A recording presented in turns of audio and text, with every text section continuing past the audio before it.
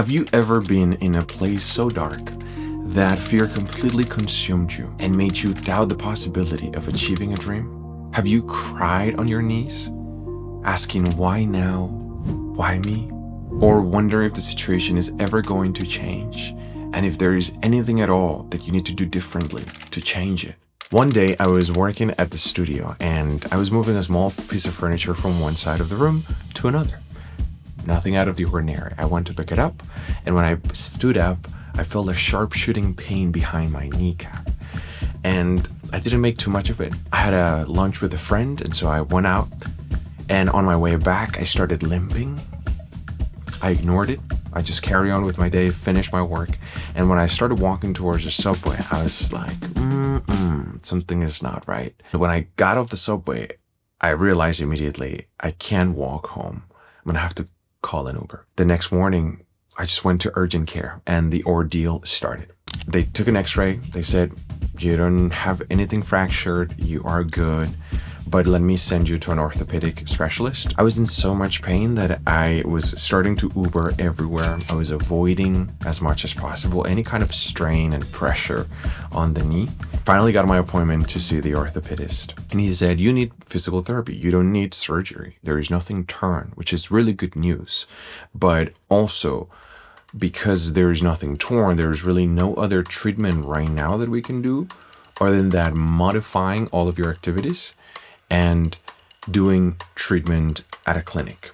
I felt hopeful, but within those news, he also said, you also have arthrosis. And I was like, wait, what? I was confusing that immediately, where arthritis, which is a whole completely different condition. And yet I went home thinking, what does that still mean for me? Because if I have arthrosis, could that turn into something else? And so the fear started to sink in. The period of time between being diagnosed and starting physical therapy had been roughly a month without any physical activity. I had to go through workers' compensation, and that made it twice as hard to get the treatment that I needed. The muscle mass on both of my legs was starting to decrease.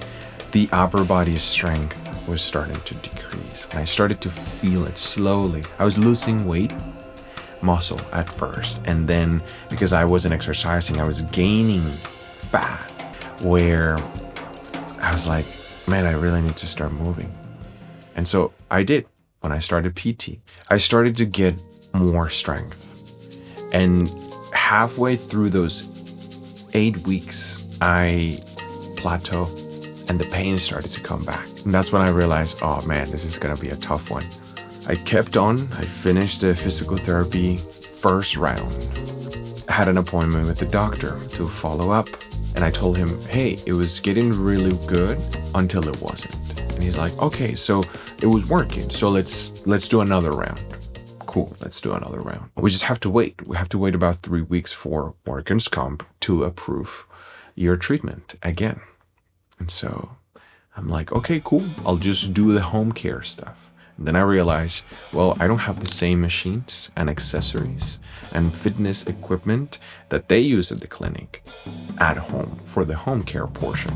I decrease my load of exercises for 3 weeks, which meant regressing. I go back into physical therapy round number 2. The same thing happens. Early weeks, feeling strong, getting back in, halfway through it, pain comes back. And I'm like, man, I don't think this is working. This orthopedist is the second doctor that I see. And so I'm like, I feel like I need a third opinion. We're now in 6 months. The summer is coming.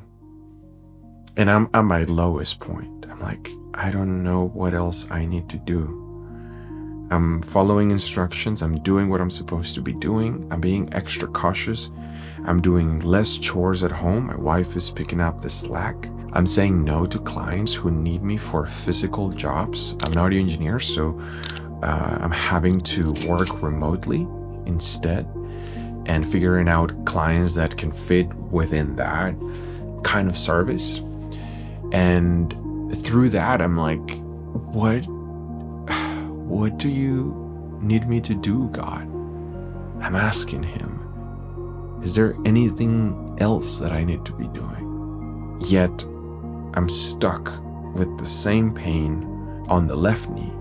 And now on top of that, because the left knee is so weak, the right knee has been overcompensating for months. And so now the right knee is starting to show some pain. And I'm going like, man, what is this? All that pressure, all that pain piled up started to affect my shoulders and my right wrist. Turns out that when you stop moving and exercising the way you used to, your body gets weak. And so that's exactly what happened to me. And then on top of that, having to work in front of the desk for hours, 12-hour days, mixing and mastering for clients without going out, without exercising the way that I used to exercise. I was at the lowest point of this whole journey. Both of my knees hurt. Both of my shoulders hurt. My wrist hurts. I can't sleep because if I sleep on my back or on my stomach, my knees start to hurt. And if I sleep on my sides, my shoulders start to hurt. And so I was losing my mind. And one day I truly just found myself on my knees, crying out to God, asking why? Why me and why now?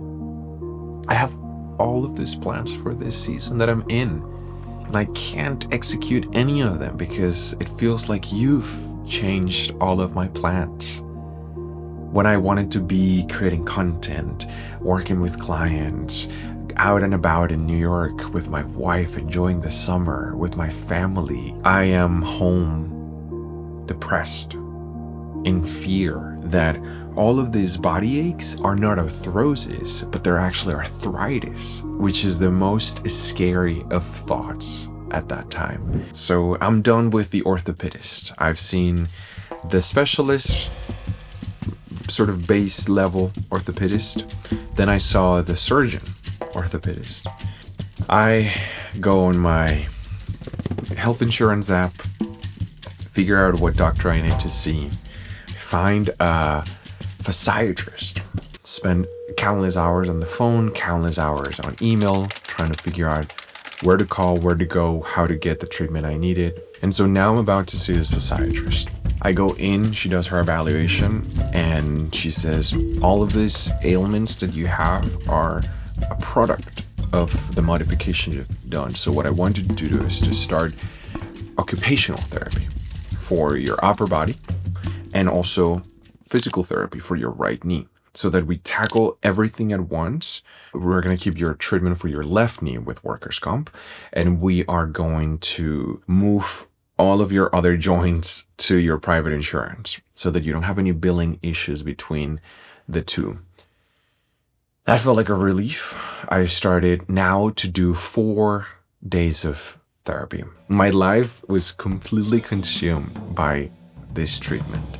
This went on for a 3rd round of physical therapy, having had to wait another 3 to 6 weeks for workers' comp to approve the left knee. Remember, the left knee is sort of the encompassing hurdle of this whole journey. And so after 100 hours of physical therapy between my upper body and my lower body, I started to see improvement. Pain started to decrease, hope started to increase, which was really, really exciting. Tendinitis is under control on the shoulders. Tendinitis on the wrist is still a problem.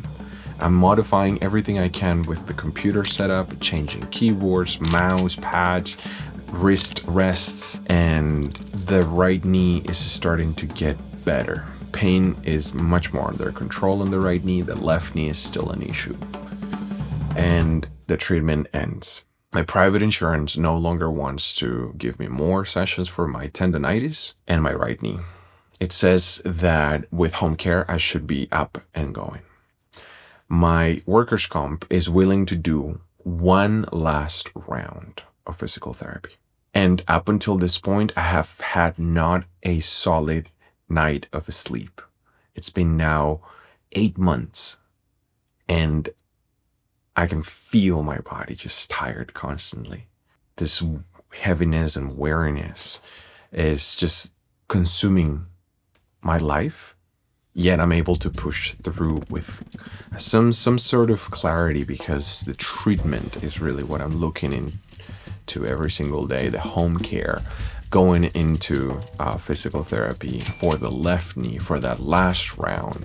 And in the meantime, everything that I learned for occupational therapy treatment, I'm applying it at home. I'm doing the exercises. Now that I'm not seeing physical therapists and occupational therapists for my right knee and my upper body, the physiatrist had an idea and said, let's try a hyaluronic injection on your left knee to give more cushion to that synovial fluid. And it does wonders for about 3 months, September to December. And comes the new year, pain comes right back. My sessions are over. Workers' comp, I appeal for an extension on my treatment.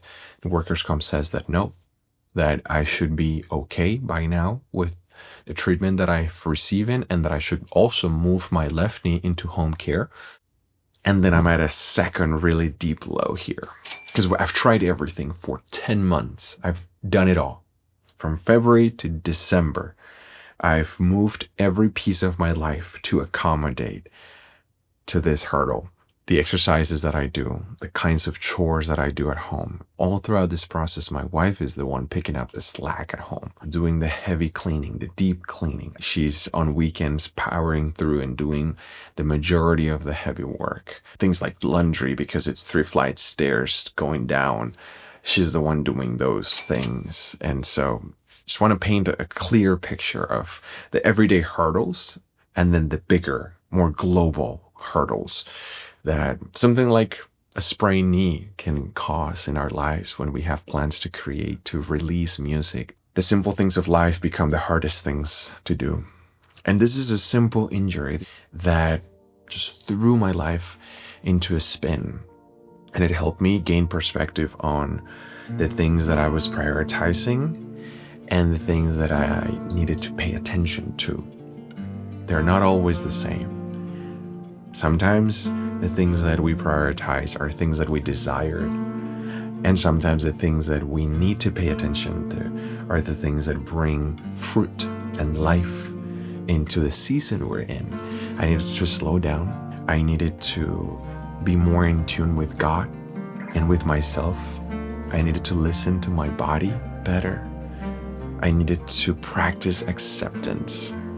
I learned to embrace the unknown and do what I could, things that were in my power, and slowly started to regain hope. And you might be asking or wondering, how did I do that? And I got the answer. I wrote a song about it. Not quite, but let me explain. I did cry, and I lost lots of sleep, but I kept asking questions. Curiosity has been that ingredient that I'm so grateful has never left me. It was through that curiosity gap that I started to bring those feelings to God in prayer and in conversations with my wife, my family, and my friends, and my therapists. Yes, plural. In each conversation, they carefully listened. They sat with me in the unknown, and they let me explore at my own pace and discover new stops along the way that led me to lies that I was telling myself, to valid raw emotions, to genuine desires, and to fears that wanted to protect me, all playing a role in my journey to healing and transformation. I sincerely hope that you can find fruit for your life in my story. Throughout this journey, I've experienced so much fear and so much disappointment, heartbreak, true heartbreak. When looking into perspective, the possibility of having to say bye and giving up my career as a creator in the music industry. The thought of not being up on stage dancing, which is one of my favorite things to do in life, because of those physical limitations and the pain points caused by my injury. really helped me realize that I needed to create a space to share. As humans, we have a unifying capacity to experience empathy for each other because we experience similar feelings. And for that reason, I'd love to hear your story. So drop it in the comments. Make sure to subscribe so you're here for the next one.